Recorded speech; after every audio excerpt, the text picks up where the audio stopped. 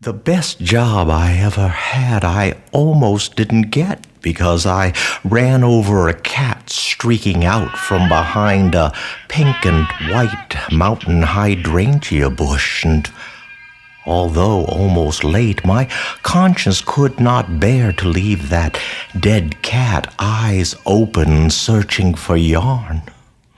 But in my new suit and nails done perfect, I was vainglorious and would not bear to place my hands on this house pet killed with my carelessness.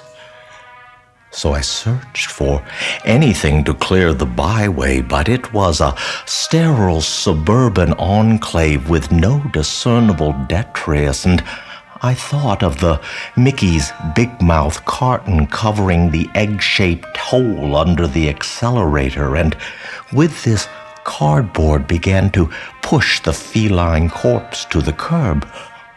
Then on the last roll, its tail already starting to stiffen, I brushed the cadaver with the backside of my hand, and I swear on all things I love which are written on paper in my back pocket, it lifts its mostly flat head and looks my direction, and I think maybe I should carry it to some county hospital for cats, but a voice like burnt shag carpet seeps out its misshaped mouth and says, "What are you looking at, dipshit?" Then it's off under the rear tires of a Buick Regal.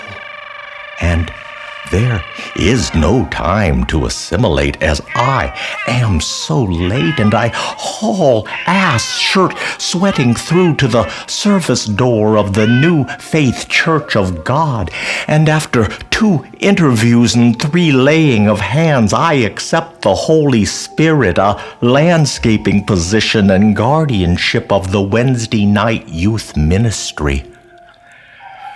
And in these positions I thrive, mowing and administering solace to the hoodlum offspring of the congregation, and tomorrow at 7, as reward for excellence in edging the prayer garden, I will administer the blessings of the beast.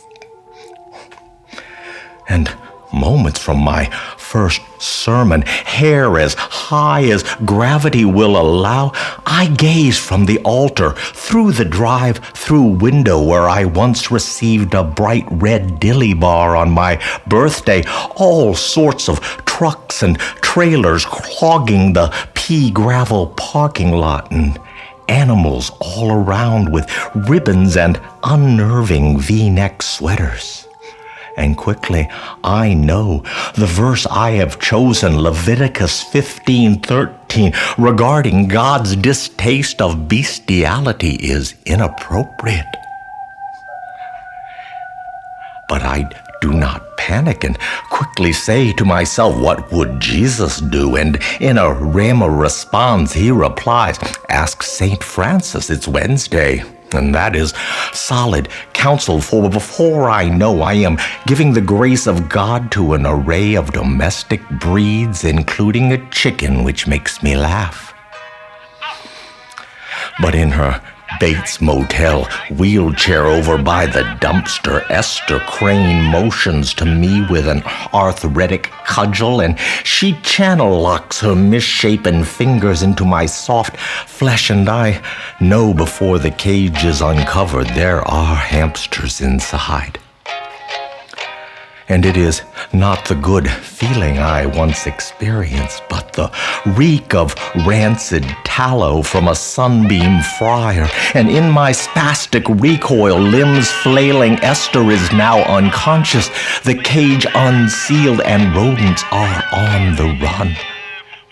And if proof is ever needed that freedom comes at a cost, the presence of so many untethered large animals on this Wednesday morning furnishes it. And as I witness the mess and mayhem I have created, searching the scene for any solution, I crumple to my knees, an unexpected array of needles shooting sharp through my suit and thigh, and on the curb, Connie Kappelmeyer's calico cat is licking droplets of blood from its multicolored paw, and in that same voice, inappropriate for one so small, says, "I'm supposed to give you a message from God, but after this shit show, I don't know." And with no hesitation, my right hand snatches that cat by the scruff, and I serpentine sprint across a most excellently manicured lawn. And I cannot stress this enough. Mittens was a surly, unpleasant companion our 4 years together. And in those many days in an un-air-conditioned airstream by the reservoir, I wait for that cat to make further comment, but all she does is shed on my silk suit and say nothing. And that's how things go until me and Margaret get married. And it was great and full of grace, and I gave my entire being to her, and she holds my face against her breast, and I think I see a mouse under the bed, and I can tell it's over, and my heart is breaking and mending at the same time, but it's all right because I feel that same solace from my childhood. And in this maelstrom of memory and emotion, she asks for a remembrance, and it's mittens she wants, and in this moment I cannot refuse but plead for another touch, and she says, "One hand only," and I touch her waist, and mittens from the foot of the bed licks her back foot and purrs, "Aw, too bad, baby. I was gonna tell you everything tomorrow. Now give old Maggie there a feel and get the fuck out."